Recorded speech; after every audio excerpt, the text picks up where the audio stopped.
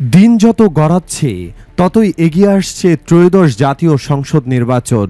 আর এই নির্বাচনকে বরাবরই একটি সুষ্ঠু ও অবাধ নিরপেক্ষ নির্বাচনের দাবি জানিয়ে আসছে বাংলাদেশ জাতীয়তাবাদী দল বিএনপি। বিগত ১৬ বছর স্বৈরাচারী সরকারের আমলে নানা ধরনের নির্যাতনের শিকার হয়েছে দলটির নেতাকর্মীরা। গত বছর স্বৈরাচারী সরকারকে ক্ষমতাচ্যুত করতে রক্তক্ষয়ী গণ অভ্যুত্থানে দলটির নেতাকর্মীদের সাহসী ভূমিকা ছিল। তারই ধারাবাহিকতায় এবার নির্বাচনের প্রস্তুতি নিচ্ছে বাংলাদেশ জাতীয়তাবাদী দল। বিভিন্ন নির্ভরযোগ্য সূত্র জানাচ্ছে ইতিমধ্যেই ১০০টি আসনে বিএনপির প্রার্থী চূড়ান্ত, বাকি ২০০ আসনের প্রার্থী চলছে নানা ধরনের বিচার বিশ্লেষণ। কারা পাচ্ছেন এই ২০০ আসনে ধানের শীষের কাঙ্ক্ষিত টিকিট? দলের হাইকমান্ডের নির্দেশে এবার প্রার্থীদের ক্ষেত্রে দলের ত্যাগী এবং ক্লিন ইমেজের নেতাদের প্রাধান্য দেওয়া হবে। এর মধ্যে ১০০ আসনে তরুণ নেতাদের প্রাধান্য দেবে দলটি। বিএনপি সবসময় প্রতি আসনে অন্তত ৩ জন করে সম্ভাব্য প্রার্থী ঠিক করে রাখে। এখন নতুন করে সংযোজন বিয়োজন করে অধিকতর যাচাই বাছাই করা হচ্ছে। নির্বাচনের তফসিল ঘোষণার পর সম্ভাব্য প্রার্থীদের থেকে অধিকতর গ্রহণযোগ্য প্রার্থীদের নিয়ে সারা দেশে ৩০০ আসনের প্রার্থী চূড়ান্ত করা হবে। তারপর সমমনা দলগুলোর সঙ্গে সমঝোতা হলে কিছু আসন ছেড়ে দেবে বিএনপি, না হলে সব আসনেই এককভাবে নির্বাচন করবে। বিএনপির জাতীয় স্থায়ী কমিটির সদস্য আমির খসরু মাহমুদ চৌধুরী বলেন, দলের সম্ভাব্য প্রার্থীদের সারা দেশের সব সংসদীয় আসনেই নির্বাচনের প্রস্তুতি এগিয়ে নিচ্ছেন। বিএনপি আগামী জাতীয় সংসদ নির্বাচনের জন্য পুরোদমে প্রস্তুত। সবাই নিজ নিজ অবস্থান থেকে নির্বাচনের প্রস্তুতি জোরদার করছে। তিনি বলেন, বিগত ৩টি জাতীয় নির্বাচনে দেশের মানুষ ভোট দিতে পারেনি, তাই ভোটারদের মধ্যেও জাতীয় নির্বাচন নিয়ে ব্যাপক আগ্রহ রয়েছে। বিএনপি এবার ত্যাগী এবং অধিকতর গ্রহণযোগ্য জনপ্রিয় নেতাদের প্রার্থী দেবে, তাই সর্বজন গ্রহণযোগ্য প্রার্থী দেওয়ার ক্ষেত্রে অধিকতর যাচাই বাছাই করা হবে। সংশ্লিষ্টরা বলছেন, লন্ডনে অন্তর্বর্তী সরকারের প্রধান উপদেষ্টা অধ্যাপক ডক্টর মোহাম্মদ ইউনূসের সঙ্গে বিএনপির ভারপ্রাপ্ত চেয়ারম্যান তারেক রহমানের বৈঠকে ২০২৬ সালের ফেব্রুয়ারি মাসের দ্বিতীয় সপ্তাহে ত্রয়োদশ জাতীয় সংসদ নির্বাচনের ব্যাপারে ঐকমত্য হয়।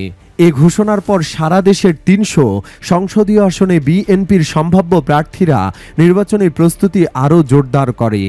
এলাকায় গণসংযোগের পাশাপাশি দলীয় মনোনয়ন নিশ্চিত করতে বিএনপি হাইকমান্ডের আশীর্বাদ পেতে বিভিন্ন কৌশলে দৌড়ঝাঁপ শুরু হয়েছে। সর্বশেষ ২০১৮ সালের নির্বাচনে বিএনপি অংশ নেয়, তখন চেয়ারপারসন খালেদা জিয়া কারাগারে ছিলেন। এরপর ২০২৪ সালের নির্বাচন বর্জন করে দলটি। ২০১৮ সালে দলের মনোনয়ন প্রত্যাশী ছিলেন প্রায় ২৫০০ প্রার্থী। এখনও বিভিন্ন এলাকায় ৩ থেকে ৫ জন প্রার্থী আছেন। এবার দলের সুবিধাজনক পরিস্থিতির কারণে মনোনয়ন প্রত্যাশীর সংখ্যা অনেক বেশি। সরাসরি এলাকায় খোঁজখবরের পাশাপাশি এ বিষয়ে ফাইল ওয়ার্কও করা হচ্ছে। লন্ডন থেকে তারেক রহমান বিভিন্ন মাধ্যমে প্রতিটি সংসদীয় এলাকার সম্ভাব্য প্রার্থীদের সম্পর্কে খোঁজখবর রাখছেন, তাদের সঙ্গে কথা বলছেন। বিশেষ করে যারা ২০১৮ সালের নির্বাচনে প্রার্থী হয়েছিলেন এবং মনোনয়ন প্রত্যাশী ছিলেন তাদের সঙ্গে কথা বলছেন। অনেককে বিভিন্ন আসনে কাজ করার সরাসরি নির্দেশনাও দিচ্ছেন। মনোনয়ন প্রত্যাশীরা এটিকে হাইকমান্ডের গ্রিন সিগন্যাল হিসেবেই ধরে নিচ্ছেন এবং নিজ এলাকায় তা প্রচার করছেন।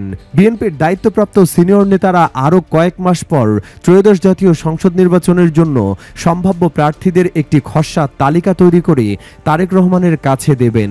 তিনি আবার এই তালিকায় থাকা নেতাদের সম্পর্কে বিস্তারিত খোঁজ খবর নেবেন।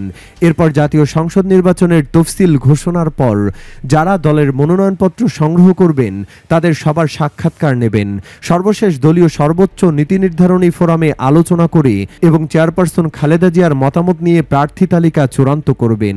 বিএনপির হাইকমান্ড সারা দেশে নির্বাচনী প্রস্তুতি এগিয়ে নেওয়ার পাশাপাশি প্রতিটি সংসদীয় এলাকায় দলীয় প্রার্থী করার বিষয়ে বেশ কটি শর্ত দিয়েছেন। এর মধ্যে রয়েছে যারা বিগত ১.৫ দশকের আন্দোলন সংগ্রামের মাঝে সক্রিয় ছিলেন তাদের প্রার্থী করার বিষয়ে অগ্রাধিকার দেওয়া হবে। এছাড়া প্রার্থী হতে হবে সুশিক্ষিত ও ক্লিন ইমেজের, যাদের নামে সন্ত্রাস, দুর্নীতি ও চাঁদাবাজির অভিযোগ সুযোগ আছে তাদের প্রার্থী করা হবে না। এদিকে সারা দেশের ৩০০ আসনের পাশাপাশি সংরক্ষিত নারী আসনে যাদের দলের মনোনয়ন দেওয়া হবে এমন সম্ভাব্য প্রার্থীদের সম্পর্কেও খোঁজখবর রাখছে বিএনপির হাইকমান্ড। আন্দোলন সংগ্রামে সক্রিয় ছিলেন এবং জনপ্রিয়তা আছে এমন নারী নেত্রীদের এবার সংরক্ষিত আসনগুলোতে মনোনয়ন দেবে বিএনপি। সবকিছু মিলিয়ে সর্বাধিক গ্রহণযোগ্য প্রার্থীকেই এবার মনোনয়ন দেওয়া হবে বিএনপির পক্ষ থেকে, এমন পূর্বাভাস আগেই দেওয়া হয়েছে।